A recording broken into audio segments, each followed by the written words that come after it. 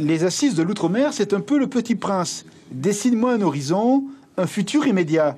La parole se libère, les idées prennent forme de perspective.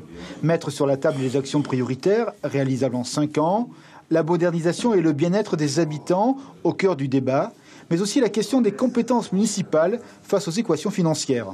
Parce qu'on a demandé de faire une étude approfondie pour pouvoir essayer de chiffrer un peu combien ça va coûter à l'ensemble des communes qui ne peuvent pas répondre parce qu'on n'a pas assez de moyens financiers pour pouvoir répondre à cette obligation. On peut dire que les assises, c'est très très important pour les communes. Donc il y a des points qu'on peut intégrer dans les assises de l'outre-mer, il y a des points dans les plans de convergence.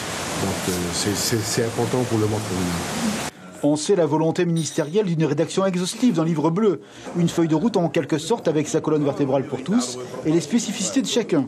Les habitants ont parlé dans tous les archipels, les élus s'exprimeront encore.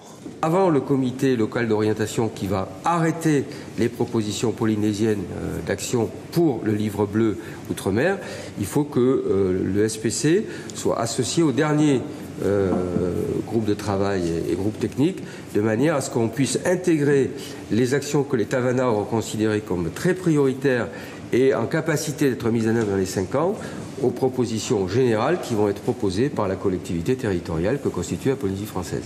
La ministre Annick Girardin sera en visite au mois de janvier, une manière de faire vivre en pratique ces assises, un regard vers le futur avec l'appui d'un État réellement mobilisé. À bientôt.